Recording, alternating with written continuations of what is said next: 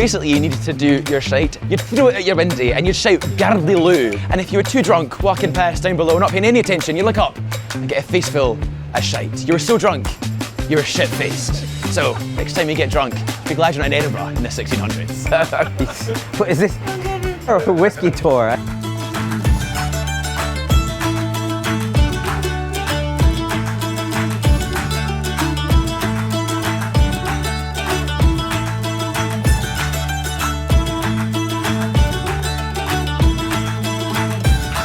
God, Nick is the worst, the worst housemate. The guy, you can hear his snoring from downstairs while I'm having breakfast. He's still snoring away in bed. Disgusting toilet. Anyways, we're here in Scotland now. I've managed to snag us a really, really, really cool tour around Edinburgh, looking at some of the deep, dark past of the city. Dude, I got the best idea of what we need to do. We need to dive straight headfirst into Edinburgh culture, Scottish culture, and whiskey culture, all right? Shaz has set up this tour. He really, really likes to dig deep, go to museums, read about stuff. That's Shaz. I'm a doer. I don't like to see stuff. I like to go straight into it, but he's organized this tour, and I think we've got to go and see what it's all about. So I've hooked us up with a legendary tour guide who's going to take us around and tell us all the gory details. Is that him? That's him. Hello, hello. Brett. Absolutely, nice to meet you. Hello, hello. Go on yourself. Great. Hi, nice to meet you. Brett, Nick. Hey, hello, Lovely hello. to meet you. Well, welcome, Faltigu Alba. Welcome to Scotland. It's lovely to have you here. I've heard you guys need to learn a wee bit more about whiskey. So yes. I've come to do a bit of a tour with you guys today to talk about how whiskey has made this city, our country, our culture, everything from the smell of this city to the name it all. So no better thing to introduce you to Scotland and Edinburgh's whiskey culture than through our country's national poet, Mr. Rabbie Burns. Nice. Now, very famously, this man loved his whiskey and he wrote a lovely poem called Scotch Drink, all about it. And I thought, well, get us started with a wee bit of that, if that's all right. Let's do it, yeah, that sounds amazing. So, Scotch Drink starts off. Let other poets raise a fracas about vines and wines and drunken Bacchus, and crabbit names and stories whack us, and great your lug. I sing the juice Scotch beer can make us, in glass or jug. O thou my muse, good old Scotch drink, whether through whimpling worms thou junk, or richly brown, lean o'er the brink in glorious fame. So we show up, and the first thing this guy does is read us a poem. Bert's an absolute wordsmith. The way he delivered that poem was brilliant. The way that he spoke, just like the thick Scottish accent as well. Inspire me till I lisp and wink to sing thy name. Just a wee bit of some of my favourite poems. That was amazing. Can we to get us started? Why is he reading me a poem? We're on a tour. Show me the city. But without further ado, I think we should go and head off to our first stop, if that's all right. You ready to go? Let's do it. Go on ourselves, let's go. Let's go. Are you kidding me?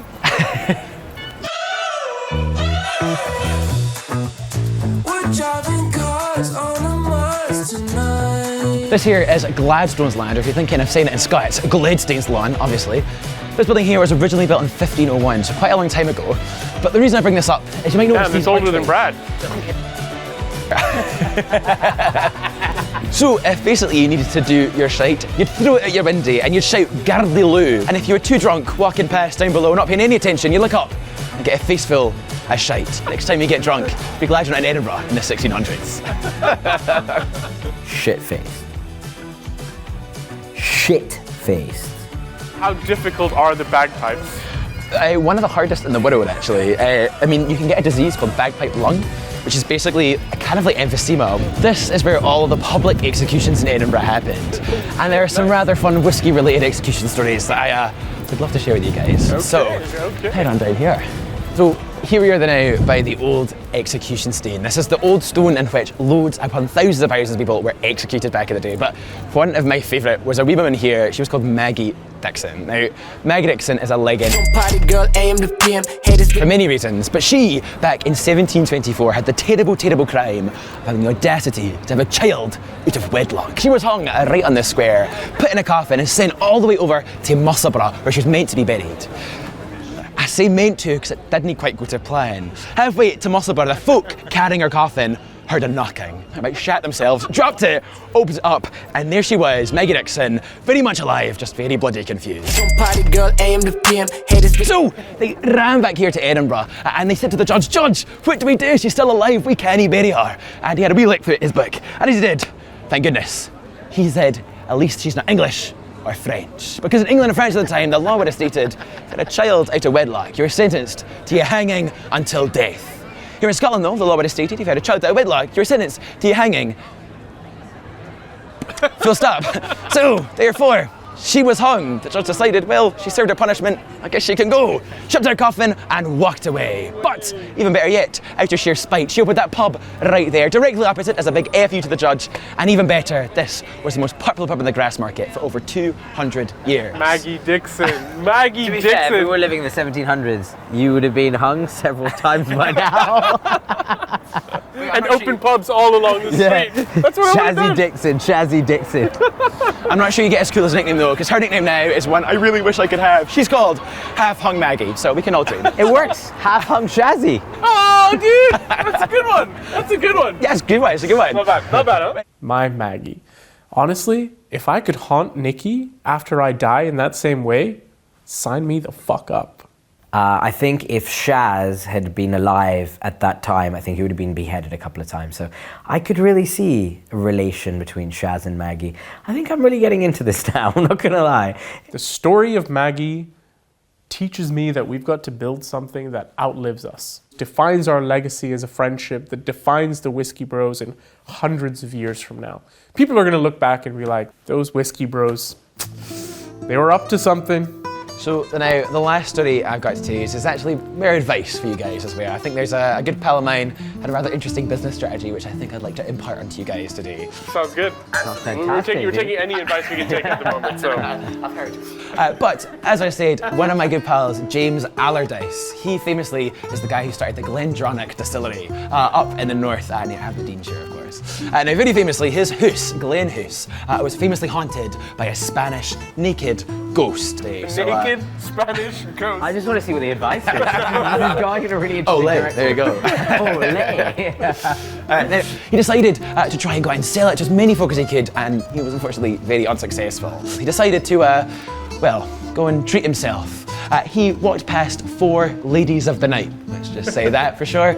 And as he did, he went, sod it, fuck it, let's have a good time. So, arm in arm, they stormed back to his hotel and had, I can only assume it was a wild night, that's for sure. However, seeing as he was pretty down on his luck, he decided before they left in the morning to give him bottles of his own whiskey, distribute them out to all the sex workers, should we say. As you do. As you do, of course. As you do. Compensation. Sounds like a generous guy. Sounds like a generous guy. In turn, those bottles ended up in the hands of the clients themselves. And before they knew it, James Allardyce's Glendronach became one of the most popular whiskies in Edinburgh. Dude, that is a viral marketing strategy if I've ever heard of one. Viral being the word in mind. James Allardyce, what a genius. That's all I'm going to say. I mean, I'm sure that my wife is not going to sign off on this distribution strategy, but it's a great strategy. I don't think anyone can dispute that it is a great strategy. If only I knew that strategy back when I was running my distribution business. Well, probably wouldn't be sitting here. And this is the end for me, I'm afraid. So I hope you guys have all the best of luck making your whiskey, but I'm going to shoot that now. So good luck. Thank you so much. You've been amazing. You won me over, man. Thank you so much. I'm glad. Well, good luck, and I'll see you later. Listen, it's a good strategy. You call your wife, I'll call mine. Let's go to Calton Hill. Let's figure this thing out. Dude, what is there to discuss? My wife knew about the James Allardyce strategy of distribution. I think she'd probably be one of those things where she says, you can leave the house, but don't bother coming back.